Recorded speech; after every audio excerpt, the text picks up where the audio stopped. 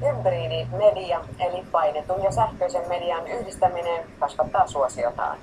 Käytetyin hybridimedian osaavat niin sanotut QR-koodit, jotka ohjaavat älypuhelimen tietylle internetsivulle.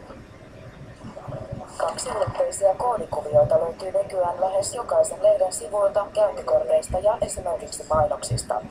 Koodien lukemista varten älypuhelimeen ladataan koodinlukusovellus, otetaan kännykkäkameralla kuva koodista ja älypuhelin ohjautuu automaattisesti tuotteen internetsivuille.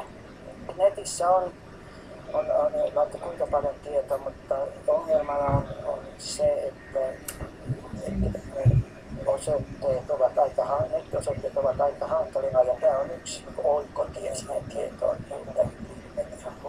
Helsingin bussipysäkeiltä QR-koodeja on löytynyt jo vuosia ja niiden avulla näkee kännykästään pysäkkikohtaiset aikataulut. Lisätietoa tai vaikkapa reittiohjeisiin johtavia koodeja löytyy esimerkiksi puistoista, rakennuksista ja museoista. Koodeja löytyy myös elintarvikkeista.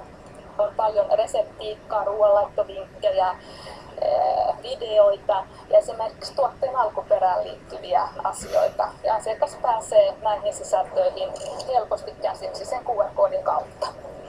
Ulkomaillaan QR-koodit ovat jo ahkerassa käytössä ja Suomessakin koodeja hyödynnetään yhä enemmän.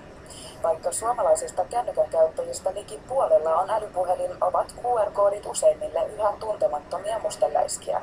Joo, aina näen joka paikassa, mutta en mä tiedä itse ollenkaan, että miten niitä voisi käyttää. No jotenkin joku kuva siitä ilmeisesti pitää hienommalla kännykällä ottaa kuin mikä mulla on. Tulevaisuudessa elintarvikepakkausten viivakoodien avulla syömisensä voi tallentaa sähköiseen ruokapäiväkirjaan. Nykyiset kooditkin saattavat jäädä unholaan, kun älypuhelin tunnistaa tuotteen pelkistä ääriviivoista.